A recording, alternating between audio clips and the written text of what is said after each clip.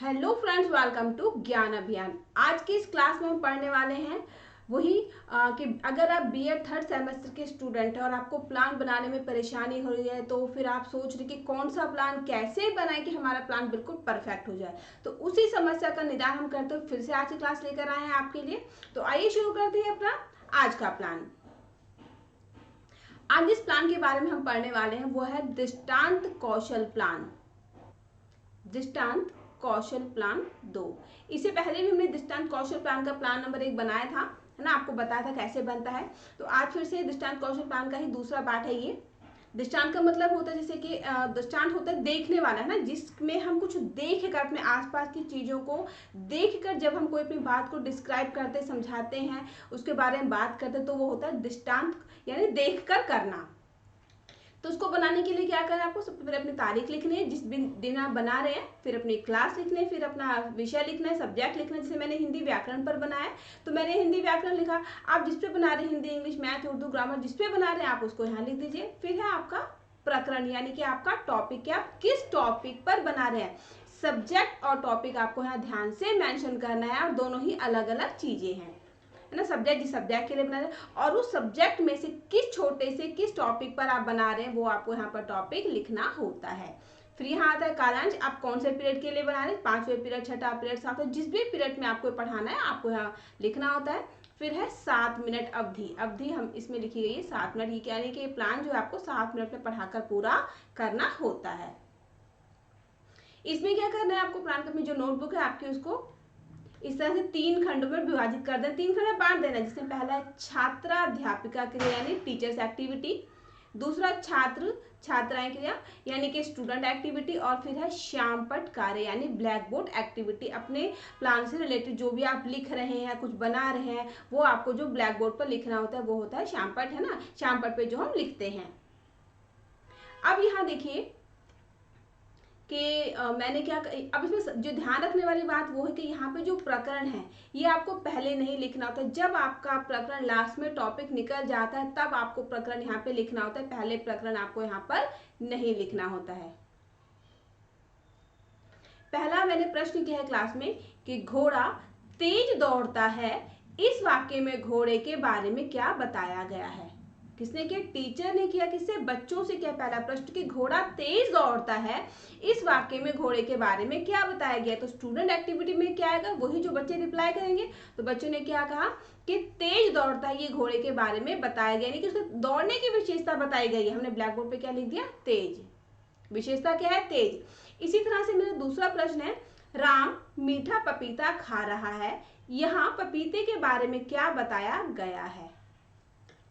अब राम मीठा पपीता खा रहा है, पपीते के बारे में क्या बताया कि पपीता कैसा है, मीठा है। पपीता यहाँ पर बताया कि पपीता मीठा है। बच्चों ने वही रिप्लाई कि पपीता मीठा है। यहाँ पर जो इसकी विशेषता बताई गई है, विशेषता क्या है, मीठा, जो कि हमने ब्लैक बोर्ड पर यहाँ लिख दिया है।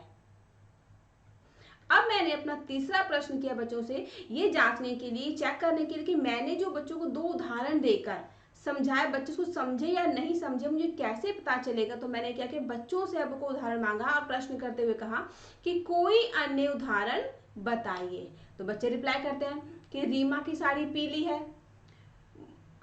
पतंग नीली है, लाल फूल है, लाल गुलाब है। तो यहाँ पे बहुत से एग्जाम्पल्स होते हैं जो, क्योंकि अगर हम कोई उदाहरण मांगते हैं तो जितने बच्चे उतने उदाहरण जाएंगे। तो उदाहरण में यहाँ पर कुछ भी आ सकता है, बच्चे कुछ भी कह सकते हैं कि पतंग नीली है, लाल गुलाब है, पीला हरी घास है। तो यहाँ पे उदाहरण क्या है, रमा की साड़ी पीली, यानी साड़ी कैसी है, पीली है। साड़ी की विशेषता, पीली क्या है, रंग बता रहा है।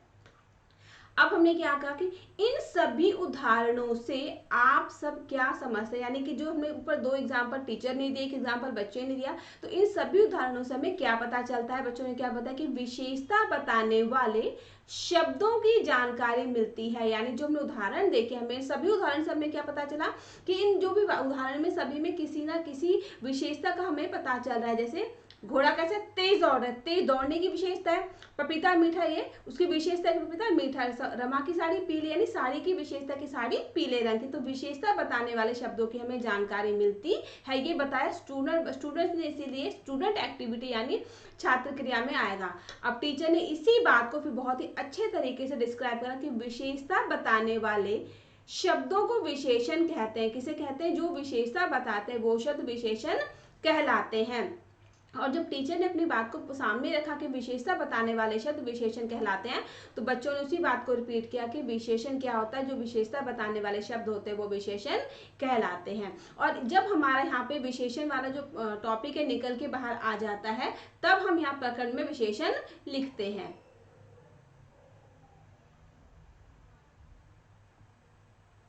तो इस तरह से आपके पूरा जो प्लान है बन जाता है। फिर है इसकी टेबल निरीक्षण तालिका। आसान है बहुत बनाने। पहले हमें क्रमांक, सीरियल नंबर, फिर घटक, और फिर हमें 3 कॉलम बनाने। तीनों कॉलम को मैं 3-3 भाग में डिवाइड भी करना है। जिसमें पहला है दृष्टांतों की समुचित संख्या, उदाहरण सरल व सुगम, दृष्टांतों की प्रासंगिकता, दृष्टांतों की रोचकता, उपयुक्तता, सहभागिता, छात्रों को स्तर के अनुकूल, पाठ के विकास में सहायक और उपयुक्त विधियों का प्रयोग, जिसमें आगमन और निगमन विधि भी होती है। तो जैसा कि मैंने आपको पिछले अपने प्लान में बताया था कि हमें एक पैसिन को भरना है, हमें अपने टेबल को 3 भाग में डिवाइड करना है, फिर तीनों को ही 3-3 भाग में, जिसमें कि पहले टैली वाला है 1 2 3 हमने एक अलग बनाया, फिर 4 5 6 7 8 9, लास्ट में हमारा आता है टोटल का कॉलम। अब हमने कितने उदाहरण दिए, कौन से मिनट में दिए, वो हमें यहाँ पर टैली लगानी है। पहले मिनट में उदाहरण को दिया है, हमें कितने उदाहरण है, हम यहाँ पर टैली लगा देंगे। उदाहरण अगर हमारे आसान है तो और कौन से मिनट में दिया उदाहरण हमें टैली लगानी है। हमारा उदाहरण कैसे रोचक होने चाहिए, जिसमें बच्चे अच्छे से मजे लेके उसको सीखें और समझें। जो हमारे उदाहरण है वो बिल्कुल हमारे टॉपिक से जुड़े हुए होने चाहिए। जितने हमने उदाहरण दिए, हमें जिस भी मिनट में हमें लगता है कि हमने सही उदाहरण दिया, हमें यहाँ पर टैली लगानी है। टैली कौन लगाता है, जो आपको ऑब्जर्व कर रहा है पढ़ाते हुए। हमारे जो हमने जो एग्जाम्पल दिए, जो उदाहरण दिए, छात्रों के हिसाब से है भी या नहीं। ऐसे अपने बच्चे हम छोटी क्लास को पढ़ा रहे हैं और उदाहरण हमने बड़ी क्लासेस के दे दिए, तो उदाहरण भी बच्चों के according to class, according to age होने चाहिए। और जो हमारे उदाहरण है वो ऐसे होने चाहिए कि जो हमारे पाठ को और आगे बढ़ा सके, पाठ को हमें समझाने में आसानी हो, बच्चे उसे आसानी से समझ सके। उदाहरण हमारे ऐसे होने ही चाहिए।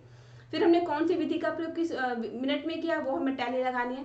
तो इस तरह से जो हमारे टैली वो कंप्लीट हो जाते हैं। और हमें यहाँ पे लास्ट में सबका टोटल करना होता है कि हमें कौन सी टैली कितनी बार लगाई है, 2 बार, 4 बार, 6 बार, मान लीजिए 4 बार लगाई, 5 बार लगाई, 6 बार लगाई, जितनी बार लगाई यहाँ पे हम टोटल कर देंगे। और फिर इस तरह से बनती है मूल्यांकन तालिका। बिल्कुल सेम है, सारे घटक सेम है। अब हमने जो हमारे उदाहरण है हमने कितने दिए, कम दिए, ज्यादा दिए, बहुत ज्यादा दिए, वो हमें यहाँ पर लिखना होता है। कम दिए तो इस टैली में आएगा औसत से कम, एवरेज दिए 3-4 दिए तो यहाँ आ जाएगा, औसत से ज्यादा दे दी 5 7 8 दे दिए हमें तो वो यहाँ आ जाएगा। तो सारे हमें अब जो टेबल है ये मूल्यांकन तालिका बिल्कुल अपने ऊपर वाली निरीक्षण तालिका को देखकर यहाँ पे हमें भरना होता है। इस तरह से हमारी टैली जो मूल्यांकन तालिका पूरी हो जाती है। तो मुझे उम्मीद है कि ये जो अभी हमने प्लान देखा, दृष्टांत कौशल प्लान, अच्छे से और आसानी से समझ गए होंगे। तो इसी तरह देखते रहिए आपका अपना ज्ञान अभियान। मिलते हैं अपने दूसरे वीडियो में, जिसमें हम आपके लिए और भी ढेर सारे प्लान लेकर आएंगे।